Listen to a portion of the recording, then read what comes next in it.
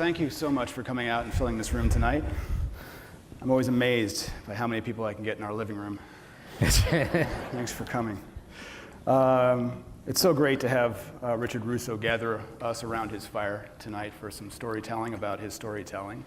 And I'm going to be mostly focusing on his newest collection of essays, personal essays largely about the writing life, called The Destiny Thief. But of course, we have so much material to cover. We'll get to a few Q&A at the end, but I want to go through his mind a little bit, telepathically first, and then out loud, and kind of get some ideas about this book, which has some absolutely stunning pieces of profundity in it. And he sets you up with little stories, which is what storytellers do. He lulls you into a false sense of confidence that you're not going to learn too much. And then he hurts. And I deliver on that premise for the most part. But I found a few lines in here which just they go right after what it's all about. I'm going to start hard with art, and you write in the gravestone and the commode, both of which I'm familiar with. Art, in the end, may be a little more than this, convincing people to set aside their natural reluctance long enough to register your vision. And that's the job of the artist, right? To create transference, to draw attention to something we might not often see. And so much of your work is about what we notice. You talk about notice and hear a great deal. How does the necessity to notice work into storytelling? How do you draw from what you see to place anchors in the world that we can pull on? Well, I remember, I think it's in, is it in Mystery and Manners? The Flannery O'Connor book, but somewhere along the line I learned that Flannery O'Connor, she used to like to get her students in creative writing, her fiction writers. She used to like to send them out with a sketch pad. She really wanted them to draw, and they didn't understand why. And of course, and she explained to them that the world, the fiction writer's world, is basically pretty humble, especially compared to what they thought it was, because they thought it was the world of ideas, and she wanted them to understand that the real world, the physical world, the world of the humble world that she was talking about, of physicality, of objects that register on the senses. She wanted them to understand that they were unlikely ever to get to the world of ideas if you weren't really very good at looking at the world right there in front of you. So she would force them to understand the primacy of observation by making them go out into the world and draw something. First of all, thank you for saying that or implying that I observe well, because it seems to me that's the part that I've had to work on hardest. Really? Because I've always thought that my ear is just so much better than my eye. I was writing this afternoon, actually, and because I was writing here on the road and writing in my notebook, my natural inclination is to take dictation from my characters, and sometimes I'll write 3 or 4 pages, and I'm usually writing badly when I do this, and then that part of me will say, slow down, see something, for heaven's sake. You've just been recording dialogue for a very long time, and it's one of the things that I've had to teach myself, is to slow down and see that physical world, which is so important because it is the thing that's going to open up into something that we might think of as spiritual or some sort of truth that goes beyond the physical world. You can't just leap there. You have to go through that. You have to go through that physical door. And for me too, as a writer, I also had to understand that I had to see what was important to me as opposed to what other people thought I should be looking at. And for most artists, to go back to the line that you quoted, most especially young writers, emerging writers, have a tremendous sense of what's good or what other people think is good. And when you go into a writing program, there will be certain preferred authors that you're supposed to read, and they're always good writers. They're always great writers. But you have a sense of what other people want you to be. And when you read the work of William Trevor, say, or Alice Munro, both wonderful, wonderful writers, you're going to learn a lot from them. But one of the things also that you're going to learn is that may not be quite so healthy for you, is that you kind of get the sense in the back of their mind that since they're so great, since they're such great writers, that what they observe naturally is what they look at twice is what you should be looking at twice. And that doesn't necessarily follow that just because they're great writers and interested in certain things, that what captures their attention, what they really observe, is something that because they're great, you should be observing those same things. Does that make any sense? Well, yeah, you're talking more about also the emergence of voice. Yes. The things which drive your own particular and natural urges are unique to you, you hope. Or else we'd all be looking at the same things. And the hope of art and also unnatural urges. Yeah, sure. Especially. Some people take dictation from their characters. Yeah. Right? So, there's medication for that. Yeah, I know. But the idea, of course, is that you hope that the artist is giving you something you don't notice.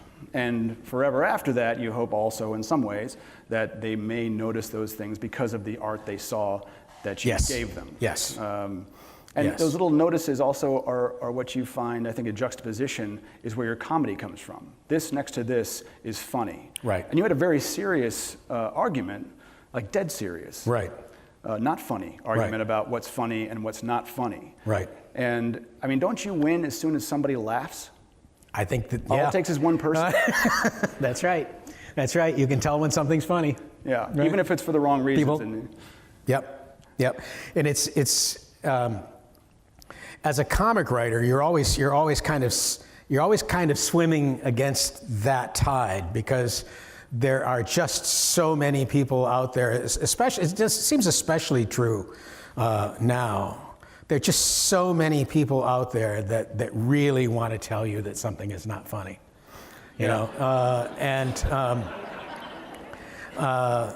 So the comic writer does have that extra heavy lift, I think, of trying to make people see something that they would just rather not see, because humor is so tied to the things that make us uncomfortable.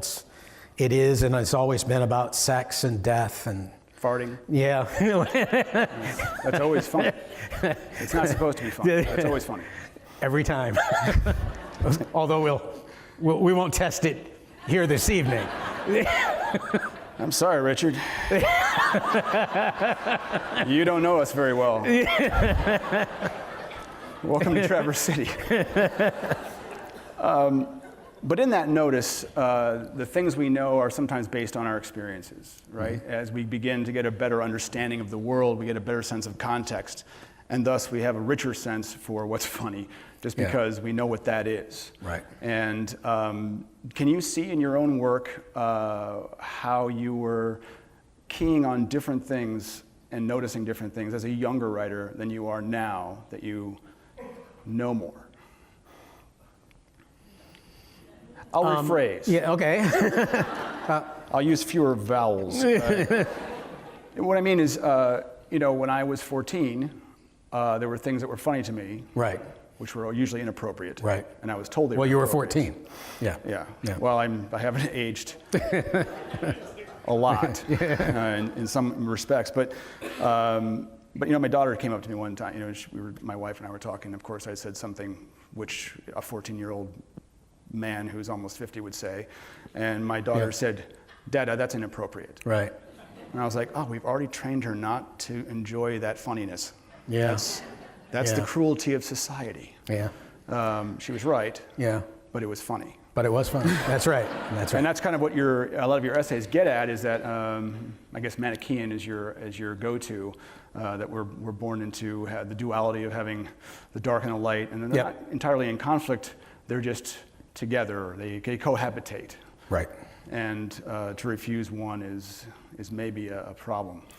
Well, the Manichaean nature, I think, of my younger years was probably that I had my father was just a natural bullshitter. And he and my mother separated when I was fairly young. So there was that, when I was around him, which wasn't all that often, there was that buoyant sense of someone who is absolutely inappropriate, frequently hilarious. And then on the other side, being raised Catholic. Where everything is wrong. Where everything is wrong and nothing is funny. Yeah. So I think of the difficulty that I had as a young writer is probably traceable back to that conflict in my life, which was that yes, things are serious, but they're also funny. But for a very long time, my maternal grandmother was one of these people who looked forward to holy days. Some of the rest of you we all had that grandmother. She would, and she didn't even call them holy days. She would call them holy days of obligation, right? You never leave off the obligation, do you? Right? No.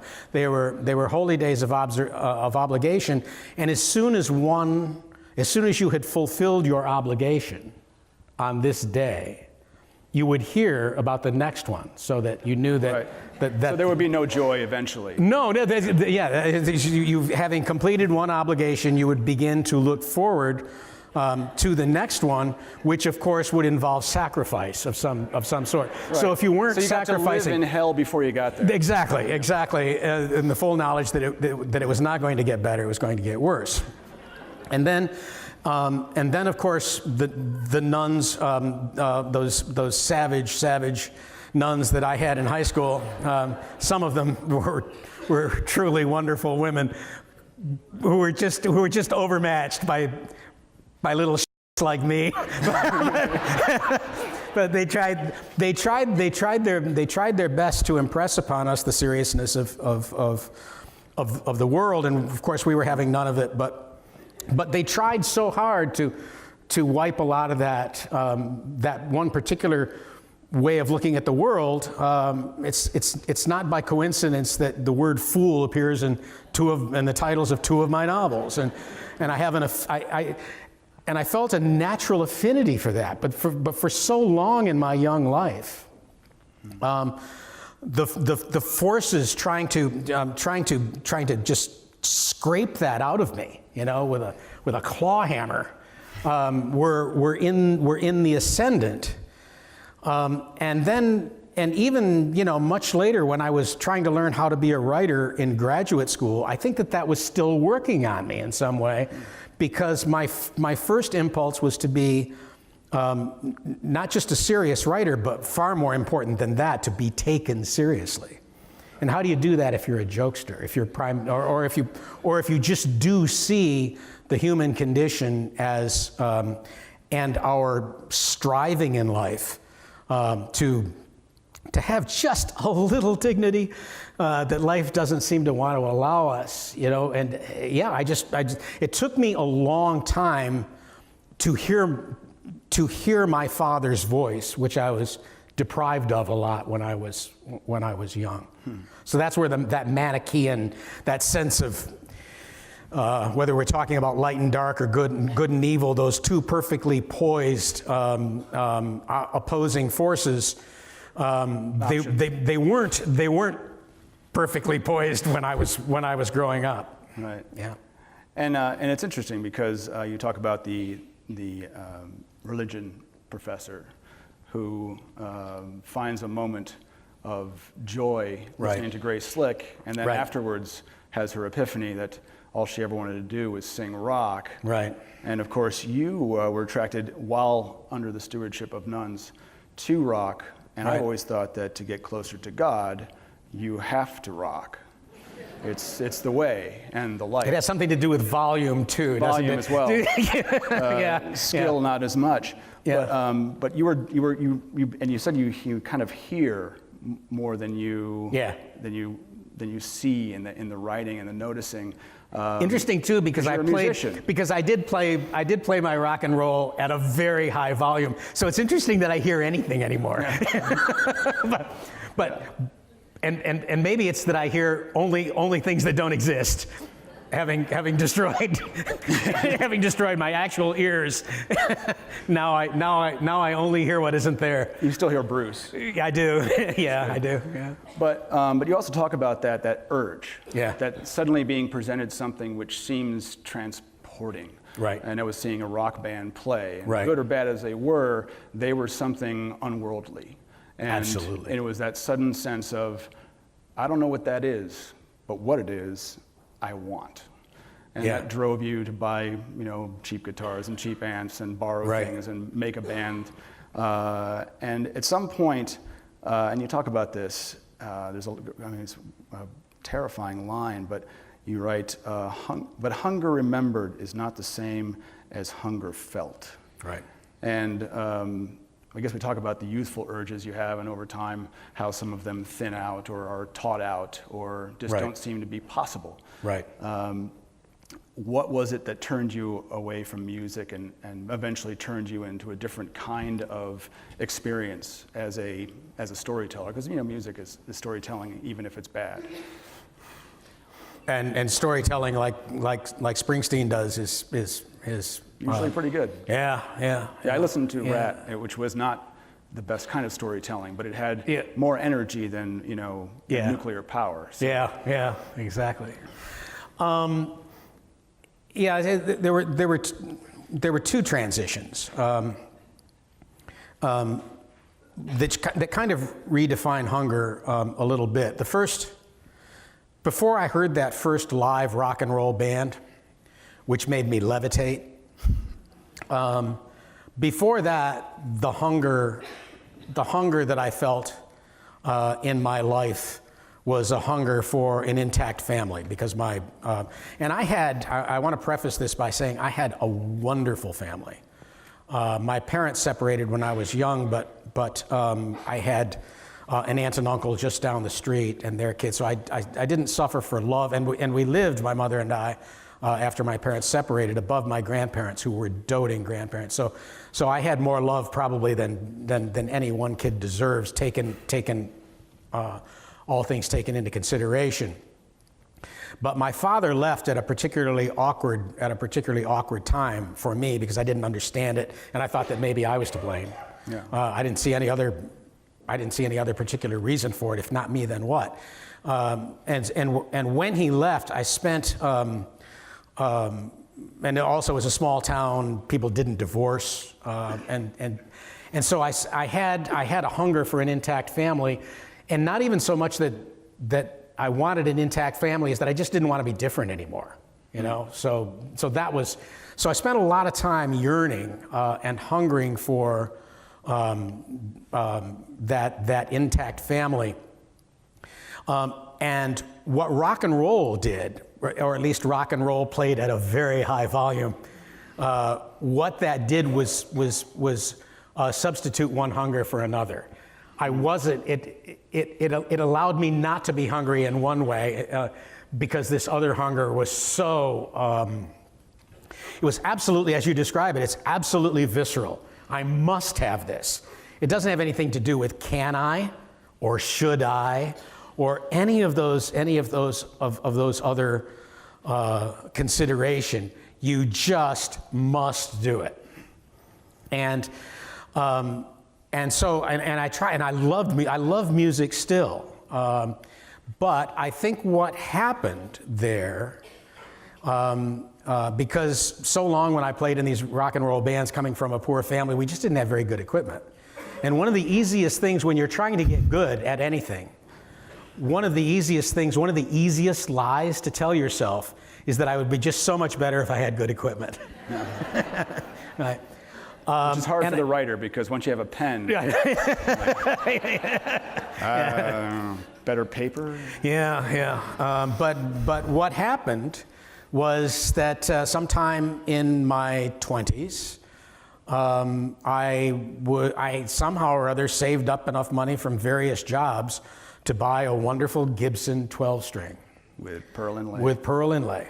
And it was, and I played it faithfully for years and years and years. And I had a gig in Tucson where I sang at a restaurant. I had a gig that lasted like 5, 6, 7 years, playing Friday and Saturday nights in this place. And I was decent.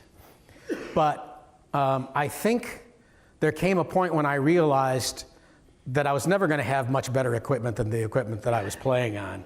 And there was nothing else to blame, really. But I knew that I had I had peaked. I was never going to get really good. And so the moment the hunger disappeared, I think, at that moment when I realized that I was as good as I was ever going to be, and the equipment, I couldn't blame the equipment anymore. And almost, again, what's interesting about this is that the transference was made so quickly, almost to the moment that I recognized I was never going to be as good as I wanted to be and needed to be. I discovered writing like almost the next day. And to me, that's what's interesting about it, is that I just might be the kind of person who has to be hungry. You know, that there's something in my nature that sense of must is somehow part of me. I don't know what to make of it, but I know that there was almost no time between the moment when I was hungry for an intact family, and which was supplanted by rock and roll, and then when rock and roll and singing was supplanted by writing. There's just almost the window couldn't have been open for more than a few hours. And what happened to that guitar? Oh God, it's kind of a sad story, actually. I don't want to hear it now. Yeah, I know. You're a comic writer. I had it, and I wasn't using it, and I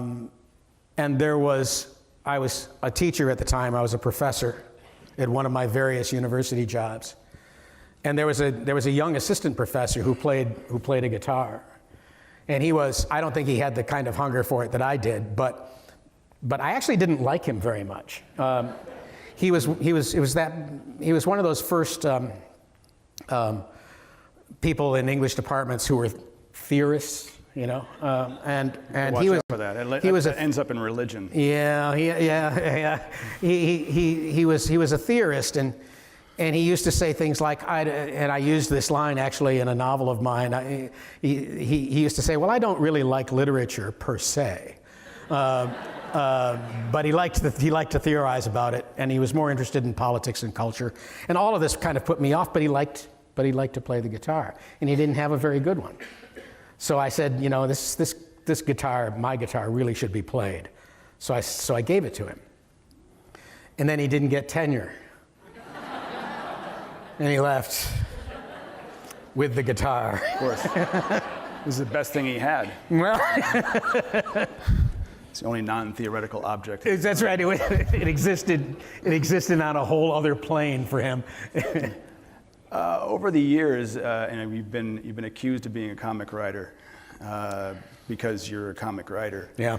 And yeah. You know, you say in here that that you realized it was kind of your natural urge, that there was a compulsion on some level to share your observations that you made along the way. Right. I guess the question is, how did you begin to make those decisions? Choose to write in a way which I guess felt most natural to your urges. When did you get past the point where you felt that there was inhibition to that? Right. Well, failure has a lot to do with it. I always remember, who was it? Was it Winston Churchill? One of the Brits always said that you can always count on America to do the right thing after they've exhausted all other options. And I think for me, I had exhausted all my other options, because I did try to be a much more serious writer and to try to be taken seriously, and it clearly just was not working. I was getting better with my tools. Every story that I wrote would be technically better because I was, it's like anything else that you do, and you do it often enough, you get better at it. You get better at it in that kind of technical way. But it felt to me like I wasn't really getting any closer to finding a voice. And I wasn't getting any closer to discovering who I was. And so, I tried to be Raymond Chandler, and I tried to be Ross MacDonald, and I tried to be everybody. I tried to be J.D. Salinger. I tried to all of the writers that I admired. I tried to be, it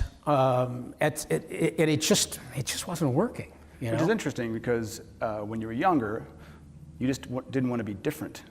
Right. And then the artist's only job is to be exactly different. To be different. Exactly. Yeah. And it was that small piece of writing that you did. It was mostly about kind of the hometown area of Gloversville, Johnson. That someone said, this sounds like real, unique writing. Yeah. And you, of course, like we all do, immediately disbelieved it. Until you I not only disbelieved it, I was angry. I was really angry, because when I left this mill town that I've been writing about pretty much my whole career, every now and then I get off that reservation for a while, but I seem to be pulled back. To me, going to the university, as I told, and there's a short essay in this book, not an essay really, it was the commencement address I gave at Colby College the year my daughter graduated from there. I viewed education as pretty much like entering the witness protection program. I wanted nobody to recognize me as this kid from this mill town. You've done a terrible job. Well, I know. but for a while, the thing is that for a while I thought I was doing a good job. I did a BA, and then I did an MA in literature and a PhD in literature, and people didn't seem to think that once I finished my dissertation that anything would be terribly wrong with me being an English professor for the rest of my life, which meant that I had fooled at least those people into thinking that I was just, my natural affinity was the life of the mind in the world of ideas. And so as soon as I finished my dissertation and got that slip of paper, I was going forward, I thought, into a world of scholarship. So so that was going to be my diploma from the witness protection program, right? That here was this completely different person, unrecognizable as the kid from the mill town. And then when I decided I wanted to be a writer, I wrote a lot of stories, but then I wrote this novel and gave it to my mentor. And he read the whole thing dutifully, 350 pages worth of really not good at all fiction. And he gave it back to me and said that basically, it's not very good. I already knew that. I was hoping he would tell me something different, but then he said, except for this one short section of about 40 pages that's set place in this mill town in upstate New York. And I was perfectly willing for him to tell me that the whole book was a piece of shit, because I knew that. But I was not at all prepared for this dick to tell me that the only thing that was really any good was this 40 pages, because what he was really telling me, of course, that all those years in the witness protection program had been for nothing. He had seen through the disguise. They found you. Right away. They found me. I hadn't gone far enough. And isn't a little encouragement as dangerous to a writer as despair? I have to think about that. Because you talk. I think they're linked, actually. That little encouragement and Exactly. despair. You just go from the other. It's a luge ride from there. from a little encouragement. It's a luge ride all the way down to the bottom. Yeah, no one ever luges up. Yeah. And you write in here, and I cross this to pass on to many a student in the future, I'm sure. Indeed, a good hint that you've entered the realm of art is that you immediately feel like giving up. You become overwhelmed by the astonishing complexity of the task, the sheer number of moving parts over which you have less than perfect control, the perversity of happenstance, the impossibility of predicting outcomes. Right. And it's all dangerous territory. As my father wrote, the dangerous profession. How do you then begin to talk, and you also talk about in this book the idea of the importance, after having seen an oral surgeon kind of show how he's going to map out fixing a mess of teeth. Yeah. You talk about sequence, the importance of sequence, the necessity of it. Mm-hmm.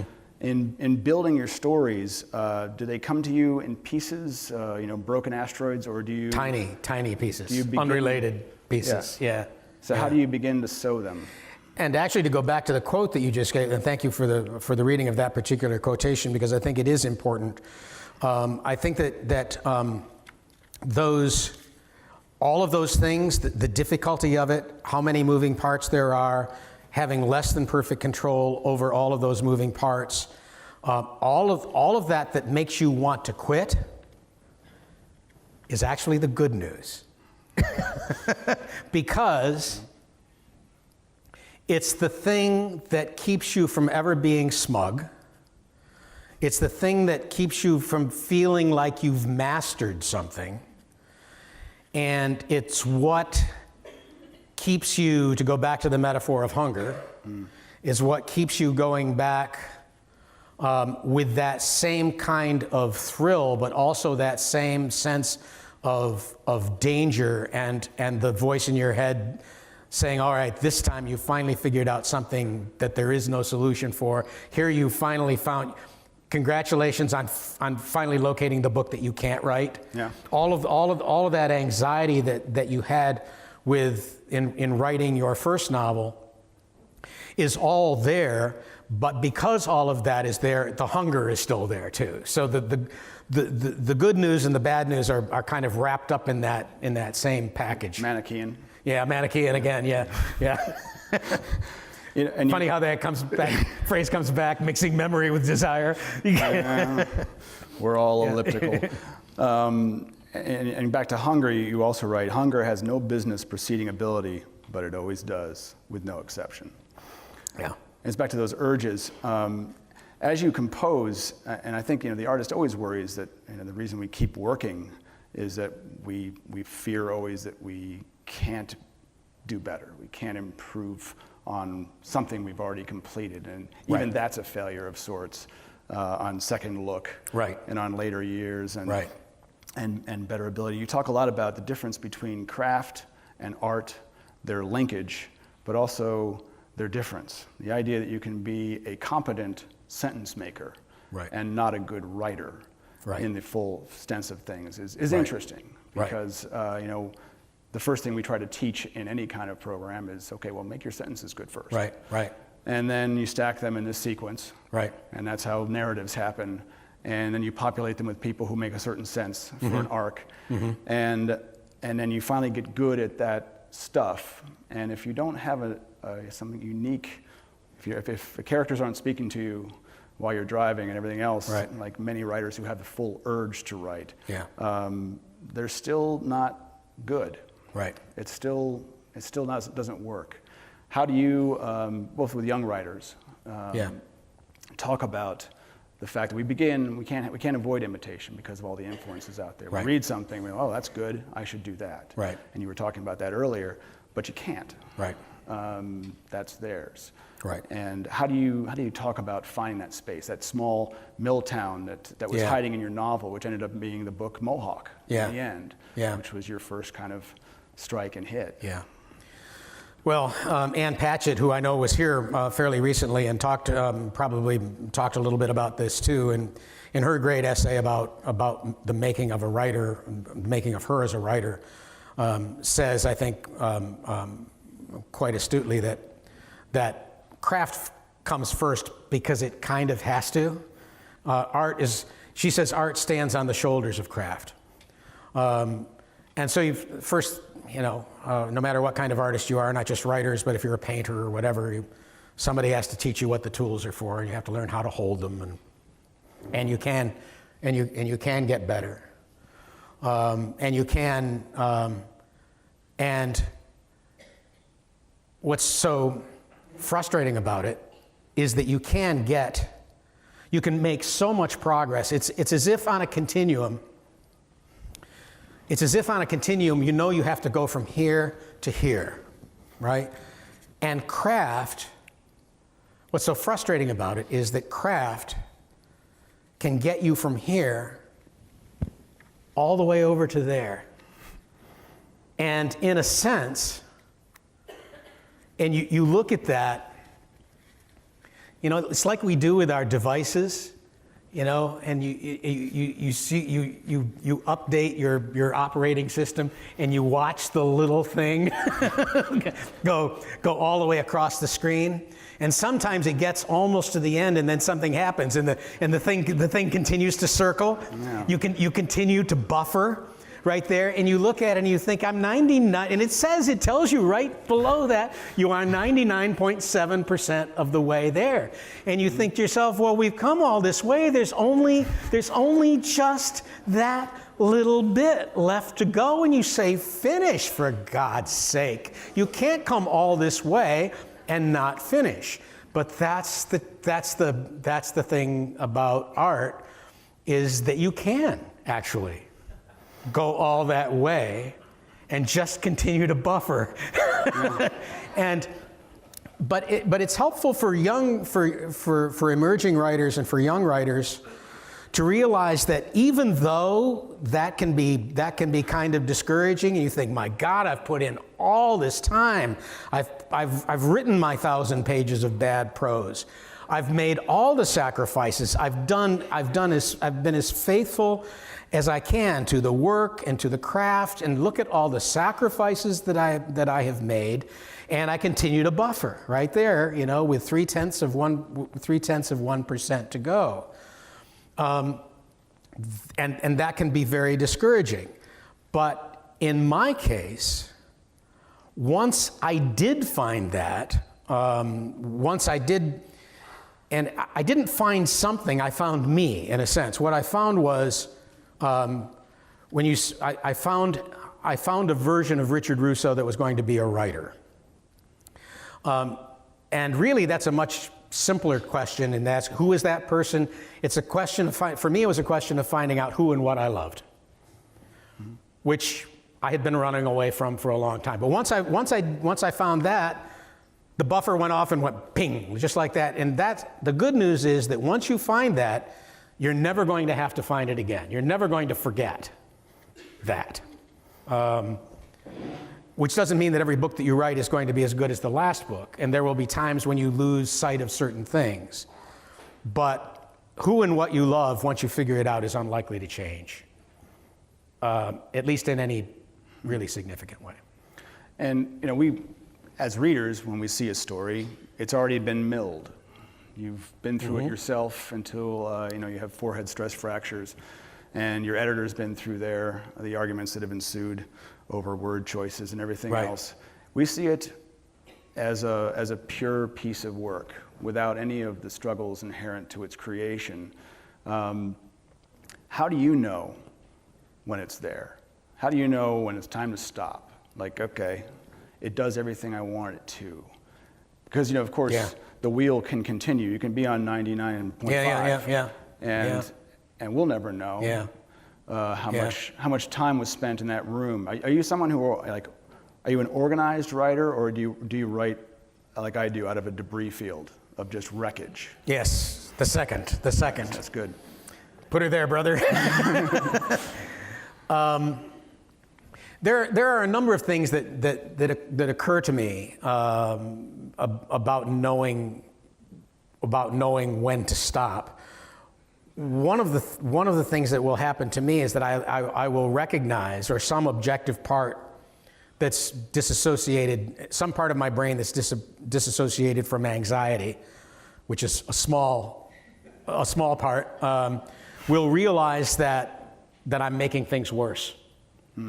Right? Sometimes, and that's hard, especially for a comic writer, because all jokes get stale, and you can revise and sometimes you think this isn't funny anymore, and it never was, and it was, but you're just tired of it. You've been working on it too long. But if you find yourself working on something that's actually getting worse, and sometimes you can tell that it is, then it's a good time to stop. In the sense of, are we ever really stopped? I have had, on occasion, opportunities to revisit old work of mine because I've been asked to write the screenplay.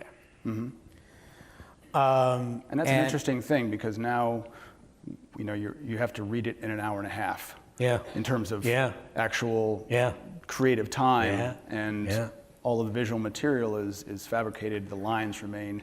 Which ones do you choose? And how do you do that? Viciously,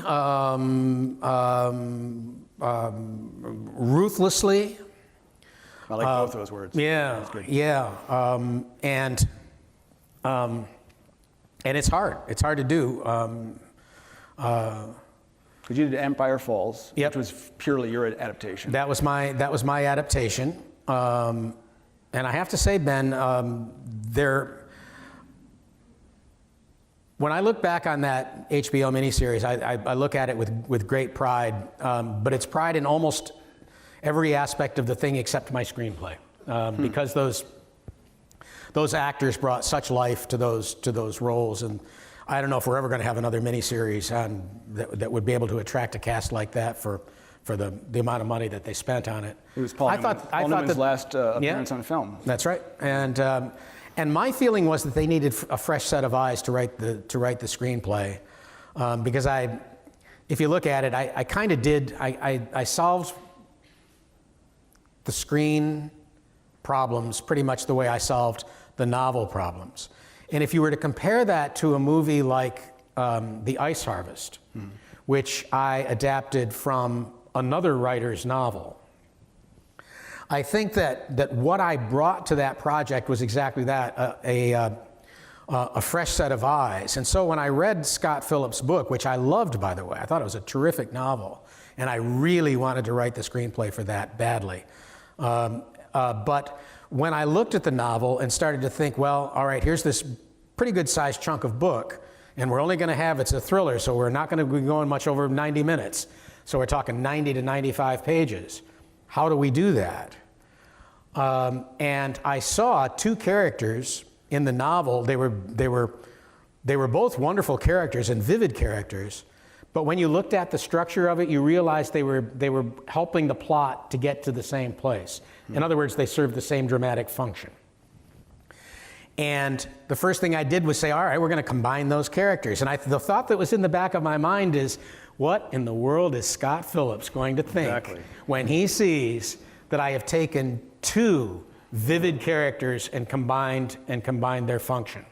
But that's what I mean about ruthlessness and fresh eyes, is that was something I was able to see about that movie and that novel because I wasn't invested in the decision making that was inherent in writing the novel. And it's what I missed about Empire Falls that I think, if you haven't seen it and you see it, or if you see it again,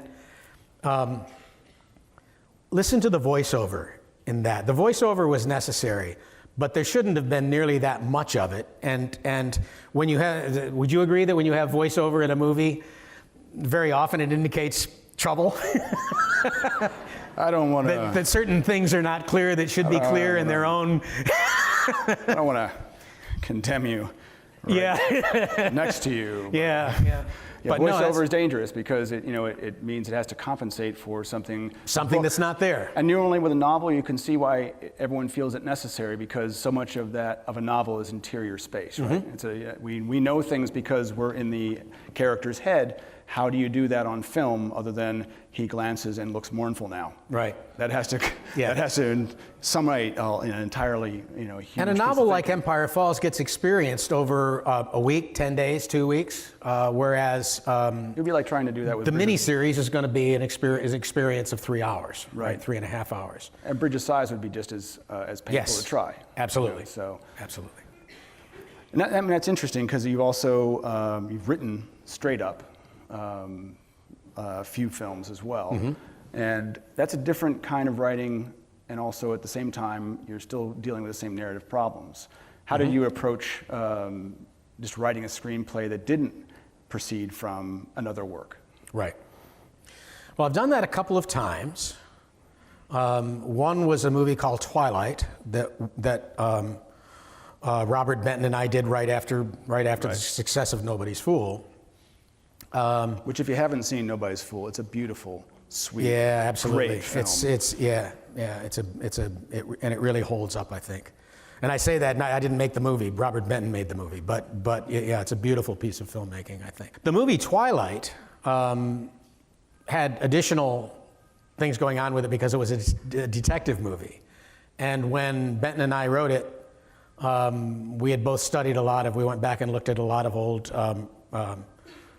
tough guy detective movies, The Big Sleep, Farewell, My Lovely, all the classics. And then we started writing the movie. And Benton is a very character-oriented director. I'm a very character-oriented writer. And you only have about 90 or 95 pages. And I remember we got a little over halfway there, really enjoying ourselves, enjoying the characters. We had 3, 4 really, really good characters in it to follow. And at some point around page 50 or 55, Benton said to me, all right, who did this anyway? Who committed this murder? And I said, I thought you knew. and so we really did. We had to do something we had never done before, and all the narratives that we had built around vivid characters. We had to go back and just start at the very end of the movie and say, all right, who did it? We decided that, and then we worked backwards, which is something that neither of us had ever done before. A movie called Keeping Mum was an original screenplay that I wrote. It was supposed to be set in America, but the producers were British, and they just set it in the UK. But a lot of the rest of it was exactly as I had written it. All the Z's are pronounced as S's. Yeah, and there are a lot more U's. In words like color. Just listen for it when you see them. You tell. And when I wrote that, one of the things that screenwriting taught me was that it's really helpful, certainly for screen, but also for novel writing, to think of structure perhaps a little earlier than I had ever done as a novelist. And so to think of a movie like Keeping Mum, which I do recommend to you. It's wicked, wicked, wicked fun. To think about something in terms of 3 acts, where the first act is going to be 20 or 25 pages, and at the end of that you have to sense that there's been a huge shift. You thought that there was $5 in the pot. Now suddenly there's $100 in the pot. The stakes have just gotten so much bigger, and you didn't see it coming. Then there's that long middle of a movie that will extend, if it's 90 pages, the middle section, if the first section was 20 or 25 pages, the middle section is going to be most of the rest, and the third act will be, the race for the finish, and it will be 15 or 20 pages. Thinking in terms of that structure was very, very helpful to me as a writer with several novels under my belt, but just making my first forays into screenwriting, thinking of stories as being paced that way and of having those kinds of very broad lines of demarcation was enormously helpful to me in writing screenplays, and I discovered that coming back to writing novels afterwards was enormously helpful too, to be thinking about structure earlier in the process.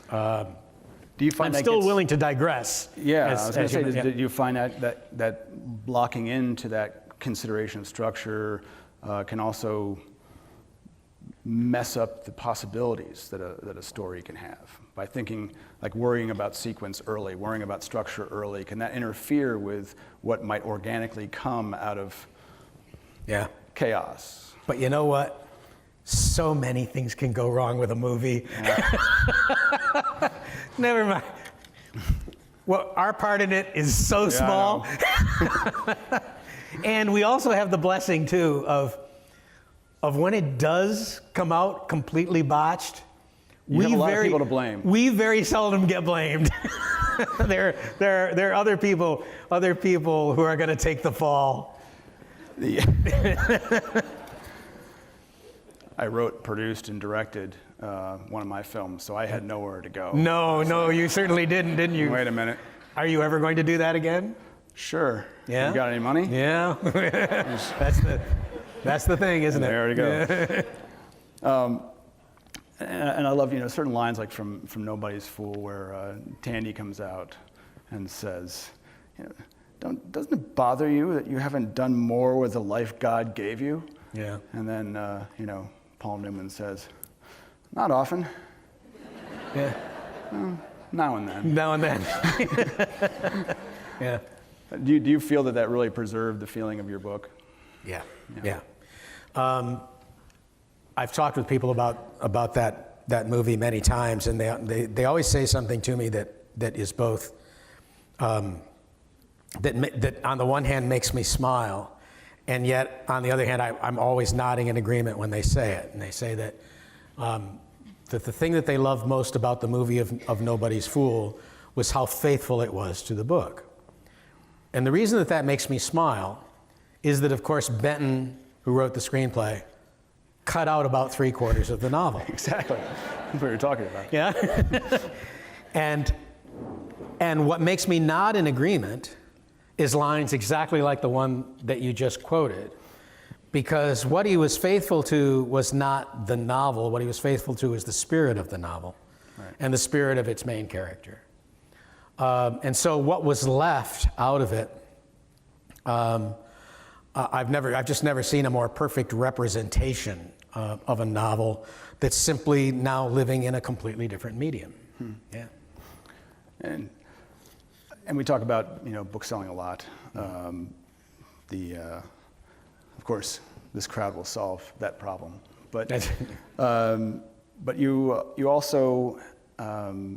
I went to first see what the newest book was when we knew he would be coming earlier in the year, and The Destiny Thief had not come out yet. Right. But in the pre-sales, because the great corporation that Amazon is, that assigns definitions to things, it said it was number 2 in transgender books. Yes. I was like, the guy who wrote Straight Man. Yeah. What is this book? Yeah, and Straight Man often gets. I will sometimes see Straight Man in the gender studies section of the bookstore. So this is not the first time that this has happened. It's very it's very cis male. Yeah, but Jennifer Boylan, who used to be Jim Boylan, appears in this in an essay, Imagining Jenny. And you also appear in She's Not There as a character. Right. What is it like to portray someone and then to be portrayed in writing? Well, I think that my job was a little bit easier than Jenny's, in the sense that, first of all, my job was easier because I was writing the afterword to her book, so I had a smaller chunk of what to do. But you appear. But yeah. I appear, and which was interesting because I mean it was a very vivid recollection, and in writing my afterword to Jenny's book, I was pretty scrupulous about the facts of the case. I didn't invent any dialogue. Things happened. I don't think I changed the order of anything. But you can still manipulate a story.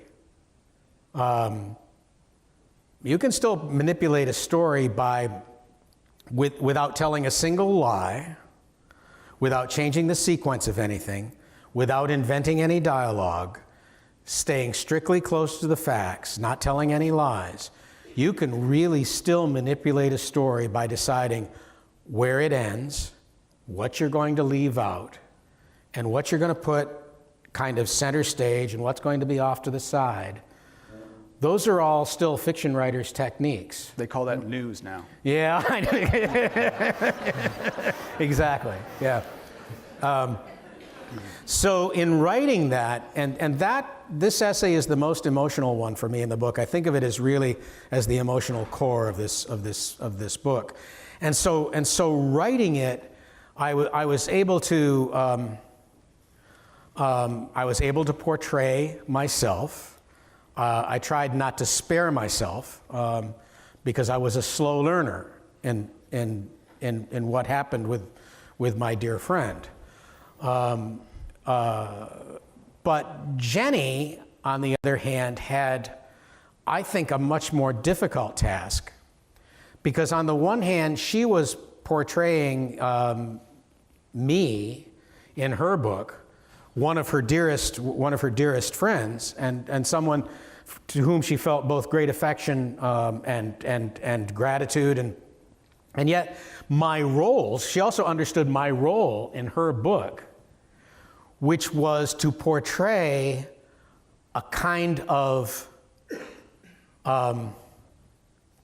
what I went through was what everybody who was going to try to wrap their mind around her experience of life, which was so unusual.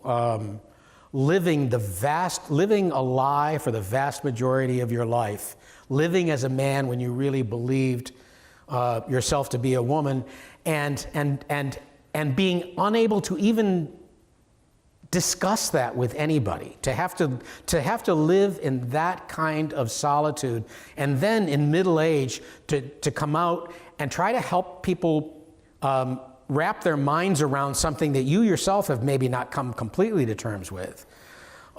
There were so many possible misunderstandings, things that people couldn't understand, also things that people didn't want to understand. And you said that the subject served as kind of a litmus test to Yes. all the people you knew, because that discovery, everyone had a different reaction to it, much like humor. Right. Like, what's not funny, what's funny? Yeah, that's right. That's and not people, funny, this is funny. and this was a Rorschach for a lot of people coming into this. But unfortunately, so Jenny had two jobs, and they were both very difficult. One of which is, how do you portray a loved one?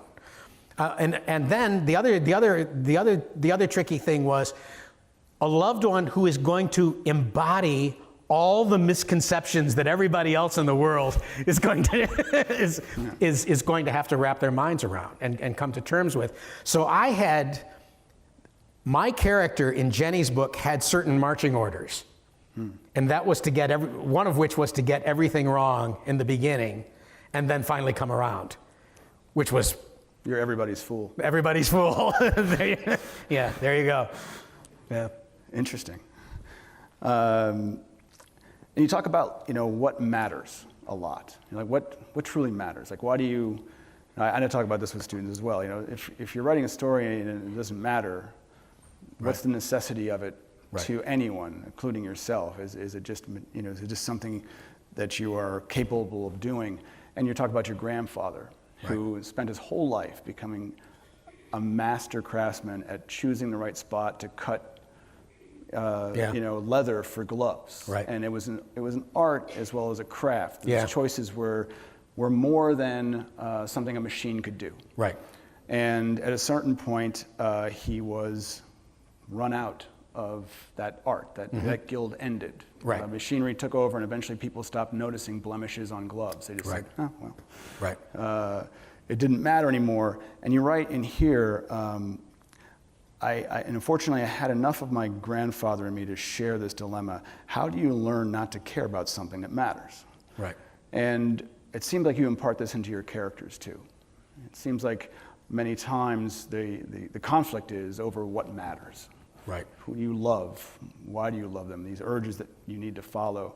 Mm-hmm. When you're creating a character, when someone's beginning to speak to you, and you're taking dictation, how do you know that person's worth bringing into the world? How do you know someone's worth giving birth to? Well, that's just such You're a just good, surrounded by embryos. That is just such a good question. And I don't know whether it'll be entirely disappointing or not to just tell you I don't know. I honestly don't.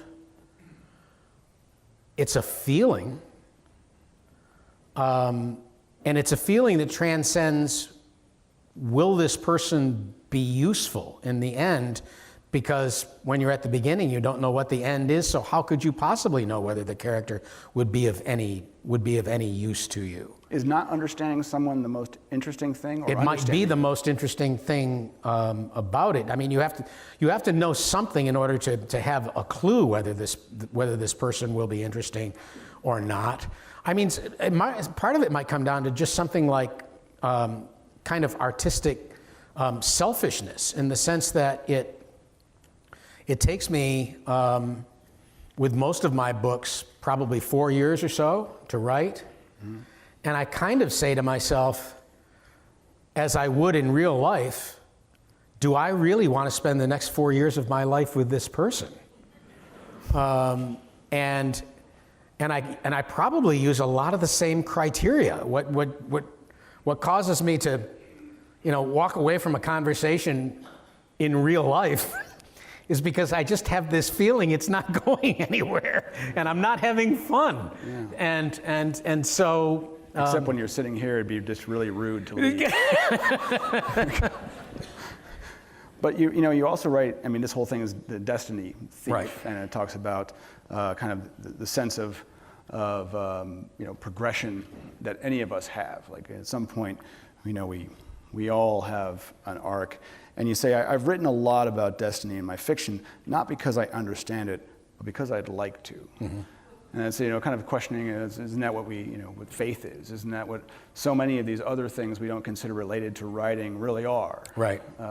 It's just a narrative in a sense, and impulses, and hungers. Right. And I think that's what you do. Yeah, and again, if you're trying to test these characters out and these themes out, one of the best ways to know, I suppose, whether it's worth it or not is that profound sense of mystery. Because if you were to compare my work, for instance, with the work of, say, Jane Smiley. She moves around a lot. Jane Smiley is a wonderful writer. I love her work, and one of the things that I love about it is that when I pick up a new book of hers, the question that's always in my mind is, all right, what's Jane up to now? Because her books are so different, and she's really interested in everything. I mean, she's just interested in life in general. She's not interested in one particular kind of person or one particular kind of event. Early on in her career, she said she wanted to write one of everything, just every kind of book that there was. Interesting that one of her earlier books was an Icelandic saga. And if you say you're going to write one of everything, and one of them is an Icelandic saga. You better hope to live. You better hope to live a long time too if you're going to get to the end. But with Jane, that's what Jane's great curiosity is what pulls people into her work. I mean, she's interested in everything. Whereas I think what I think of my own work is that I have an incredibly narrow bandwidth.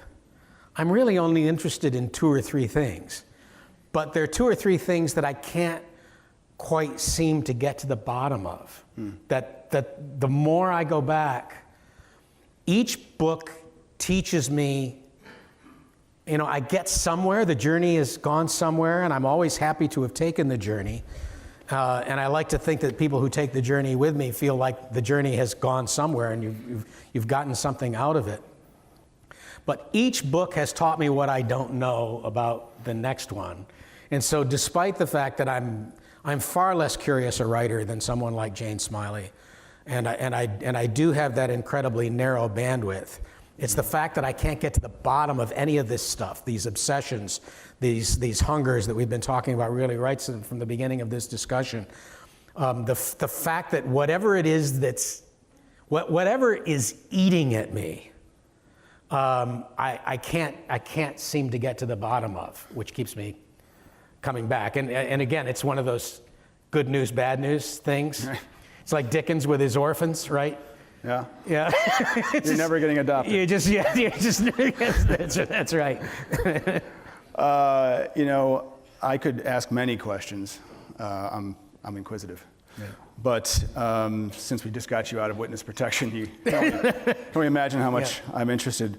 And you're right, I figured the more I actually knew, the less I'd have to pretend to know. And I think that's one of those interesting things about pursuing more information and getting a better sense of the world that writing does. I'd love to open it up to our room for questions for Richard. Please put your hand up. I'll try to get to you. A mic will come around. Please wait for the microphone. And if you got to go, please pick up a copy of his book. We'll sign it for you, and you can pick it up at Horizon anytime you want. Got a question right there in the back. Can we get a microphone back there, please? Who's got our mics? Got a mic over here. And we'll go over here next. We'll find out. Yes, it's on.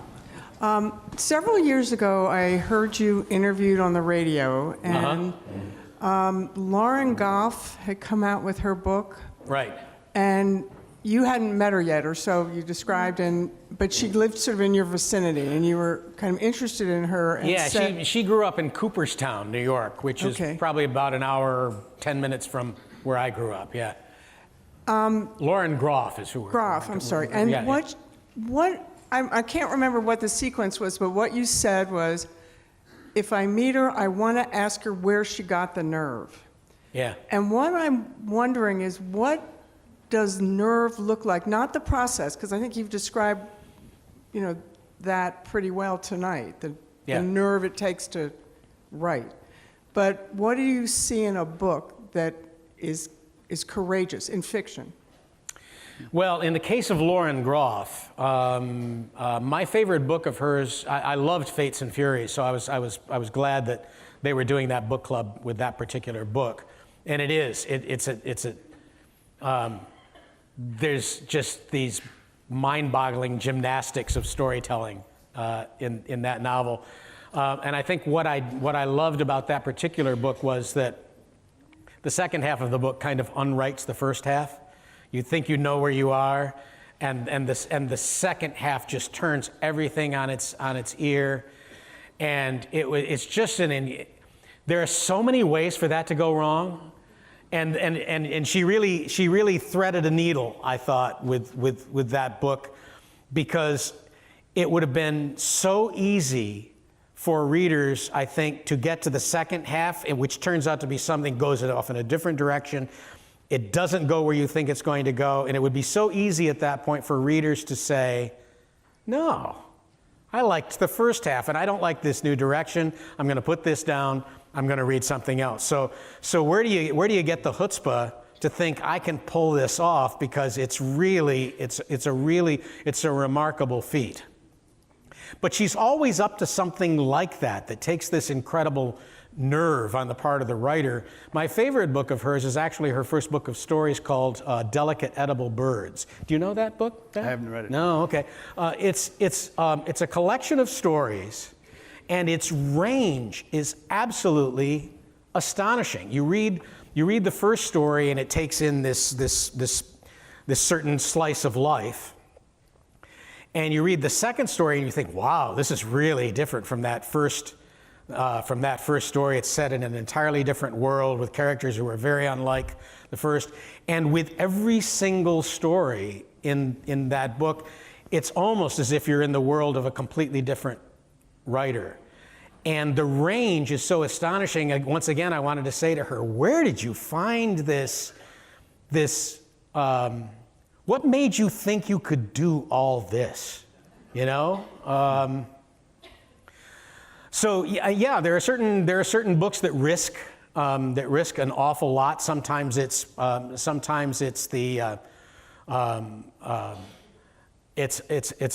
feature of the plot, like it was in Fates and Furies. Sometimes it's another kind of risk. But I always like to feel that a writer really has an awful lot at stake, and I love it when a book that could go wrong so easily, somehow the writer manages to stick the landing at the end of it. Yeah. If I were in college now and at Colby College, and you were going to give me a syllabus for the American fiction class for this upcoming year, what authors would be in that syllabus? Whoa. Well, let's first of all define our terms here. If I could do anything I wanted, one of the first things that I would do would probably to have a mix of living and dead authors. And then I would ask myself what would be the link between these authors, some of whom are living, some of whom are dead. Would it be a good idea to have some sort of theme in it where we looked at books that had maybe a certain subject in common, but that we could trace through Hawthorne, through Willa Cather, through Lauren Groff, or if it's a creative writing class, would I organize it according to certain kinds of skill sets? A writer who is a gorgeous prose stylist, and a lot of the magic is in the writing, as opposed to a storyteller who seems to pride himself or herself on really using the plainest of all American English. I remember one of the best writing classes that I ever took as a writer was a writing teacher used only authors who never made use of any gimmicks. And so we would read only stories that worked strictly on storytelling, where language was never an issue. So I mean, it would depend on, and it would, whatever I taught next semester at Colby, probably the same course that I taught the following year would probably have a completely different syllabus of writers, and it would kind of depend on, among other things, what I'd read fairly recently that I just loved and wanted to share with my students. For example, what have you read and what do you continue to reread? What do I continue to reread? I do reread a lot of Willa Cather. I find myself going back to her a lot. That's a question that always stumps me. I mean, with so many of my favorite authors, who are my go-tos. I do like to teach Alice Munro for her her gorgeous sentence writing, and also her sense of structure in those stories. How those things are put together are just masterful. And you can take a beginning writer and look and say, all right, there's a linear way to tell this story, but look how she does it. Look where it starts. Look where it interrupts. What do you get by interrupting the story right here and only going back to that point after 30 pages? So there are certain writers that you go to for certain skill sets that you want your fiction writers, if not to copy, to at least be aware of. Yeah. Okay. Someone right up there? Yeah. We'll have you next right here. Yeah. Hi. We're working. You've already addressed something that lives in some of us, and it is the holy days of obligation. Yeah. And you can't do it on that day, whatever it is. Yeah. But there is something that appeals to me personally. I'm from New York State. Uh-huh. And when I was a kid and we used to go visit grandparents in Brooklyn, it was 2 lanes, and that's all you had were 2 lanes. And you went through a lot of little old towns. Yeah. And how did it come about that you chose Bath? Well, Bath, my Bath, which I call North Bath, has really nothing to do with the actual town of Bath in New York. I really wanted the name. That's all I wanted.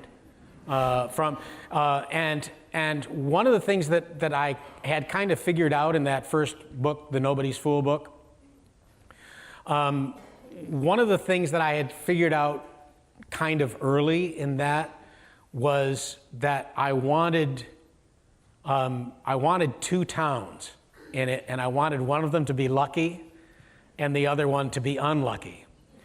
And part of that is I just love it as a concept.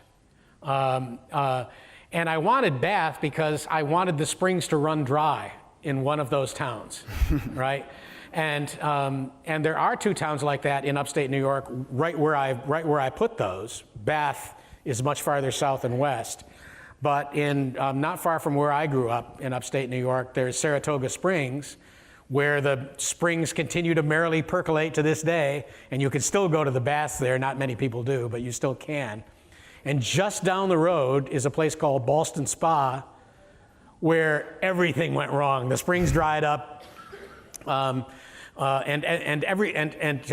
just became, there were various environmental disasters, and so I was just fascinated by the concept because that takes a toll on the people who live there.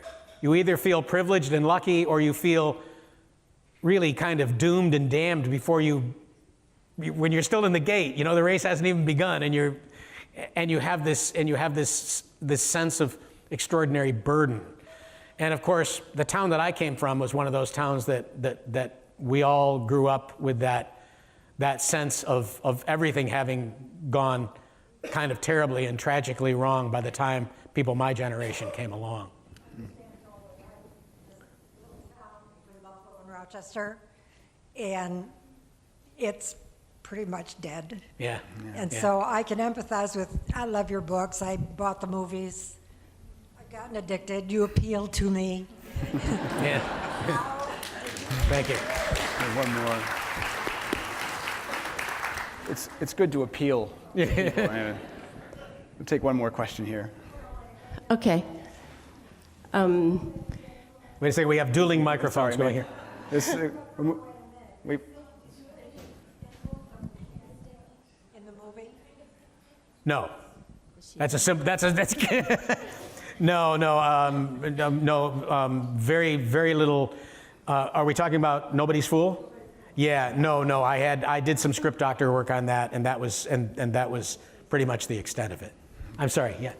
In The Destiny Thief, Yeah. You had, I'm calling them bullet points. I don't remember exactly what you called them, but there was a list of things for fiction writers, and they really spoke to me. One was particularly like finding the voice of the characters. Mm-hmm.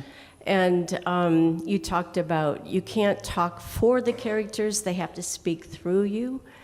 And I've been trying to write some fiction, mm-hmm. not as a young writer, but mm-hmm. as a retired, mm-hmm. actually retired attorney. So I spent like 30 or 35 years writing nonfiction. Yeah. And in fact, writing in a way that you want to get the judge to agree with you. Like Right. on page 1, maybe even on paragraph 1. Right. And in fiction writing, you kind of have to draw the audience, obviously. You want them to want to turn the pages. And I've written about 85 pages of a really interesting case I had involving, it was a medical malpractice defense case, but probably infanticide. And I had trouble with the part you're talking about, which is Yeah. getting the characters to speak through you rather than trying to talk for the characters, and also trying to get They have to page turners. To go And- back to your lawyerly metaphor, they have to plead their own case in this. You're not going to be able to do Right. you're not going to be able to do that for Well, them. my And- question for you, my And in question, fiction, you get to lie. and my That's right. yes, but I guess my question is this something that can be learned, or are you born a fiction writer? And if you're not, it's an art form, and if you're not a fiction writer, can you learn that, or should you just give it up? Oh, God, no. One of the purposes in writing this book, and thank you for the question. One of the purposes in writing this book is for me to, as much as possible, demystify what it is that we storytellers do. And keep in mind that a lot of,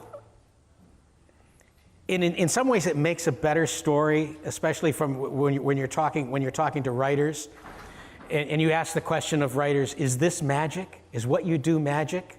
What we would like to answer is yes. Don't try this at home, right? Because I had a writing teacher once who had said it would be like giving one of your children a real chemistry set to play with in your basement, right? But my purpose in writing this book is to demystify this whole thing, to make it seem less like magic, and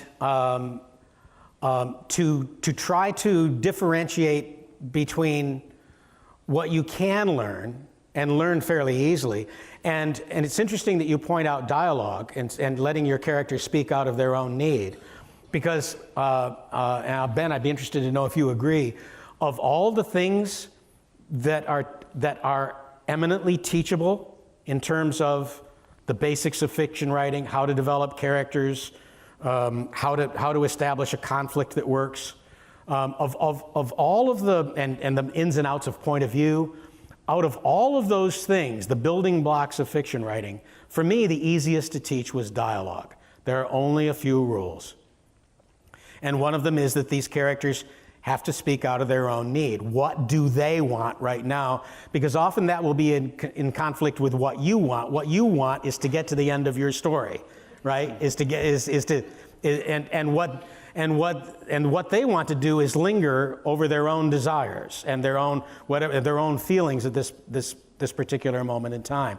That is something that is very teachable, something that is very learnable, and as I say, one of the certain things take longer than others, but most of that 99, the craft part, most of it is teachable and learnable, and it doesn't really matter when you come to it in life. If you're coming to it later than most students in an MFA program, that doesn't make any difference. Probably what does make a difference is the profession that you're coming to it from, because you're used to operating on different principles. Yeah. All right, everyone. Thank you so much for joining us tonight. Many people have been prosecuted for perpetrating fiction. Richard Russo never has. Thank you for supporting National Writers Series and the Front Street Writers, and for coming out and being part of this conversation. Continue it. Thank you. Thank you so much.